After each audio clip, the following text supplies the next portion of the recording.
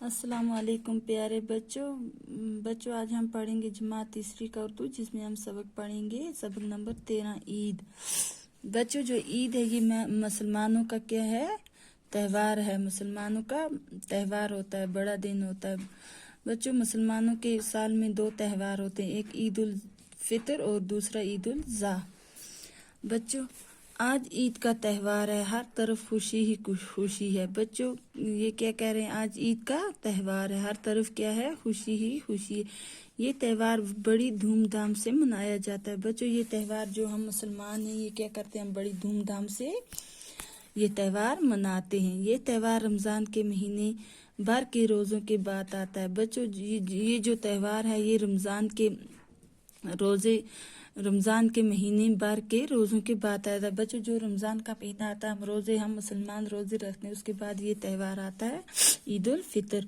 रोज़ों में सुबह से शाम तक लोग ना कुछ खाते ना पीते हैं। बच्चों, आपको तो पता है रोज़ों में जब रमज़ान का महीना होता है तो सुबह से शाम तक हम लोग कुछ नहीं खाते।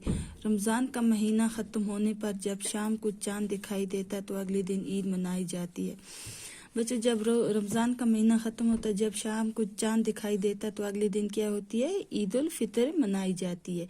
इस ईद को ईद उल फितर कहते हैं। बच्चों, इस ईद को क्या कहते हैं? ईद उल फितर कहते हैं। इसे मीठी ईद भी कहा जाता है। इसे क्या कहा जाता है? मीठी ईद भी कहा जाता है। कई दिन पहले से ईद की तैयारियां की जा रही हैं। कुछ दिन बच्चों क्या करते हैं लोग? कुछ दिन पहले ही ईद की तैयारियां की जा रही हैं। बाजारों में बड़ी रौनक होती है। क्या होती है? बाजारों में बड़ी रौनक होती है। कोई कपड़े खरीद रहा है तो कोई जूते, कुछ लोग तरह तरह की रोटियां और मिठाइयाँ खरीद रहे हैं।